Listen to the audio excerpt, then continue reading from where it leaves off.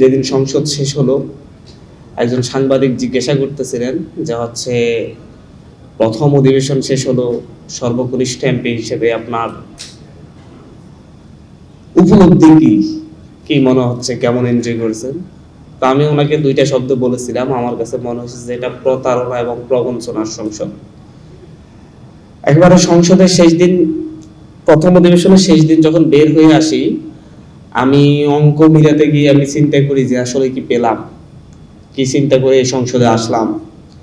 আমি আপনাদেরকে, আমার সামনে উপস্থিত দর্শকদেরকেও যদি জিজ্ঞাসা করি যে কি পেলাম আসলে আমরা এই জুলাই গণ অভ্যুত্থানের পরে, এত রক্তের বিনিময়ে এরকম বড় বড় কথা বলে সংস্কারের বিভিন্ন দফা দিয়ে 31 দফা, তারপরে এখন 84 দফাতে এসে ঐক্যমত পোষণ করার পরেও, এমন একটি গণভোটের পরেও প্রথম সংসদ অধিবেশনের প্রথম অধিবেশনে আমরা কি কি পেলাম?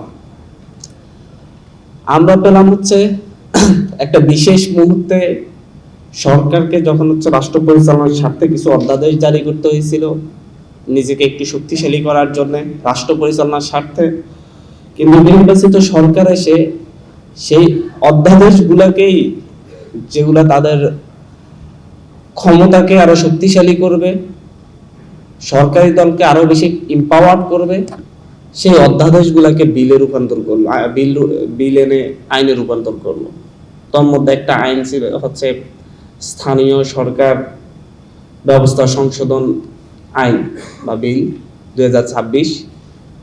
এই বিলের মধ্যে দিয়ে অন্তর্বর্তী সরকার বিশেষ মুহূর্তে সিটি কর্পোরেশন, পৌরসভা, উপজেলা পরিষদের স্থানীয় নির্বাচিত জনপ্রতিনিধি বলতে যাদেরকে বোঝাই, মূলত হচ্ছে আওয়ামী লীগের শেষ সময়ে যারা হচ্ছে ভোট দখল করে, কারচুপি করে, অন্য প্রার্থীদেরকে প্রার্থী হতে না দিয়ে যারা উপজেলা চেয়ারম্যান হয়েছে, মেয়র হয়েছে, তাদেরকে অপসারণ করার জন্য একটা অধ্যাদেশ জারি করেছিল যে সরকার চাইলে বিশেষ কোনো পরিস্থিতিতে সরকার চাইলে তাদেরকে অপসারণ করতে পারবে। এখন বর্তমান নির্বাচিত সরকার তো মনে হলো যে হচ্ছে একটা মধু পেয়ে গেল, আমি চাইলে যে কাউকে অপসারণ একটা সুযোগ আছে, সো আমি এটাকে আইনে রূপান্তর করি বা এটাকে আইনে রূপান্তর করে নিলেন।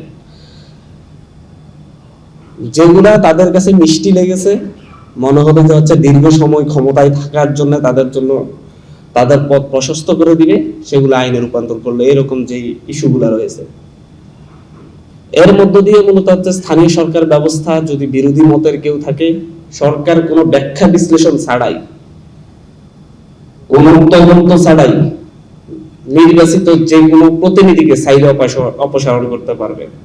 মনে করেন বিরোধী দল থেকে কেউ মেয়র হলো, কেউ উপজেলা চেয়ারম্যান হলো, সরকার মনে করলো তার দলের জন্য ক্ষতিকর, সরকারি দল যদি মনে করে তার রাজনীতির জন্য ক্ষতি হচ্ছে, এখানে সে একজন নিজস্ব ব্যক্তিকে বসাবে, মানে একজন প্রশাসক বসাবে, তখন সে চাইলে নির্বাচিত প্রতিনিধিকে সরিয়ে দিয়ে নিজের পছন্দের ব্যক্তিকে বসাতে পারবে। এরকম একটা আইনে রূপান্তর করে নিল।